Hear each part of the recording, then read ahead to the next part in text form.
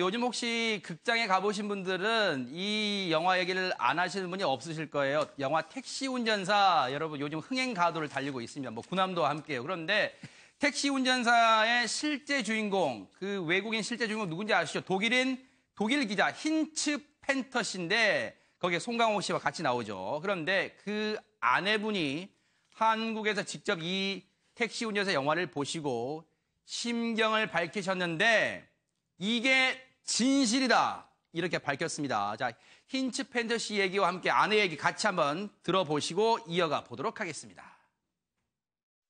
독일 제1공영방송 소속 미르겐 힌츠 펜터다.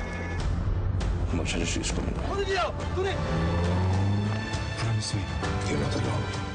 Großen Aufwand gemacht worden ist und wir konnten heute Nacht nicht besonders gut schlafen, nachdem wir den Film gesehen haben. So hat er uns berührt. Ja, und das war sein Impetus, was ihn angetrieben hat, die Wahrheit darzustellen. Er wollte jetzt die Wahrheit zeigen. Das war sein Hauptanliegen.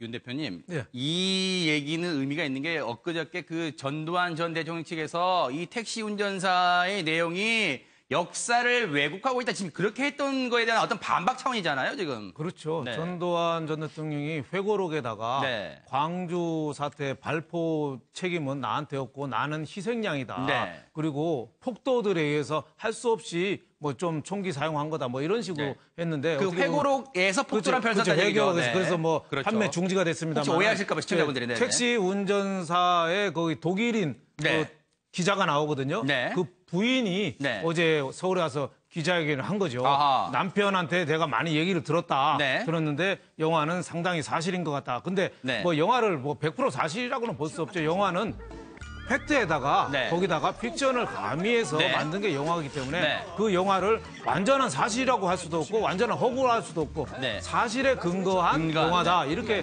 좀 믿어줘야 될 것 같습니다. 근데 저 어제 온 저 아내 부인의 네. 남편하고의 스토리가 재밌어요. 아하. 남편하고 초등학교 동창이래요. 네. 그래서 같은 반에서 학교를 다녔어요. 아. 그리고 또 의대를 또 같이 다녔어요. 네. 의대를 같이 다녀서 남편은 저 힌츠 페터 기자는 네. 의대를 졸업하고 기자의 길로 가고 아하. 부인은 의대를 졸업하고 마취 의사를 하다가 네. 저분들이 결혼을 69세 2002년에 결혼을 했어요. 아하. 그래서 10년 결혼 생활하고 네. 남편이 돌아가신 거죠. 네. 그래서 어제 남편한테 광주 민주항쟁 얘기를 또 많이 들었는데 네. 어제 그 영화를 남편을 보니까 네. 주인공 배우가 남편 역할을 참 잘한 것 같다. 영화가 참 남편 생각이 나서 많이 눈물 지었다 하는데 그런 의미에서 상당히 네. 좀 영화가 좀 의미가 있지 않느냐 뭐 이런 생각이 듭니다. 그래서 고 힌츠 펜터 기자의 아내 브람슈테트 씨가요. 이 관람 후에 굉장한 영화였습니다. 밤에 잠을 이루지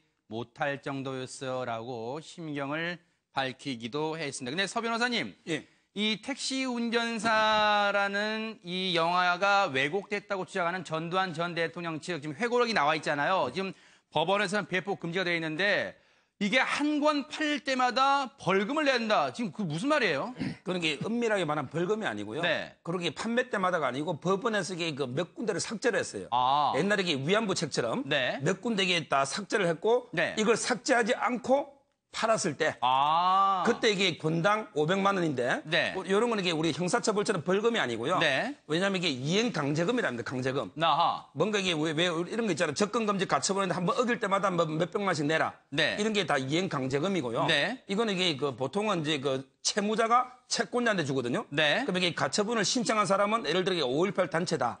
네. 그럼 이게 채무자는 전두환이나 아니면 이게 출판인은 전두환 아들 전재국이다. 아하. 이런 이제 채무자가 있을 거 아니에요. 네. 그러면 이게 채무자가 채권자한테 주기 때문에 뭐 서점이 하나 팔면 서점이 주는 게 아니고 네. 전두환 측에서 이게 채권자한테 500만 원씩. 네. 그것도 이게 삭제 안 하고 무단 팔았을 때. 아하. 삭제하고 팔면 관계없고요. 네. 이렇게 보면 돼요. 그런데 이제 이 택시 운전사란 영화가 이제 인기를 끌면서 이 독일 기자로 나오는 힌츠 펜터 씨, 그 역사 속 인물입니다. 실제 인물인데 그 힌츠 펜터 기자와 최 교수님, 문재인 대통령이 특별한 인연이 있다는 얘기는 이게 무슨 얘기입니까? 왜냐면요.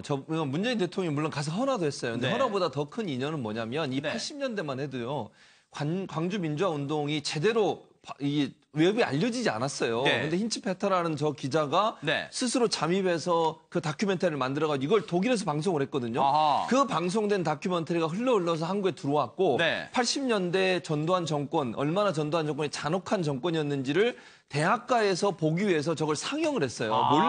네. 그러니까 물론 그때 당시만 해도 대학에서 저도 80년대 학번입니다만 네. 80년대 학생운동하거나 학생들 중에는 광주 민주화 운동의 실태를 잘 몰랐잖아요. 네네. 그런데 저분이 만든 다큐멘터리가 몰래 몰래 학생들을 중심으로 해서 보여줬다는 거죠. 아하. 그때 문재인 지금 대통령도 네. 그 당시에 저분이 만든 영화를 직접 봤다는 거죠. 아하. 그리고 몰래 보고 그분이 또 노무현 전 대통령과 함께 상영을 주도하기도 하고 아하. 그래서 광주 민주화 운동 그다음에 전두환의 실체에 대해서 네. 밝혀내는데 많은 활동을 하면서 저분이 만든 영화 다큐멘터리가 네. 중요한 역할을 했다. 네. 그걸 지금 문재인 대통령이 얘기하고 있는 겁니다. 그래서 네. 아마 80년대 학생운동하면서 저분의 다큐멘터리가 중요한 역할을 했다는 걸 강조하는 네. 그런 인연이 있다고 볼 수 있겠습니다. 네.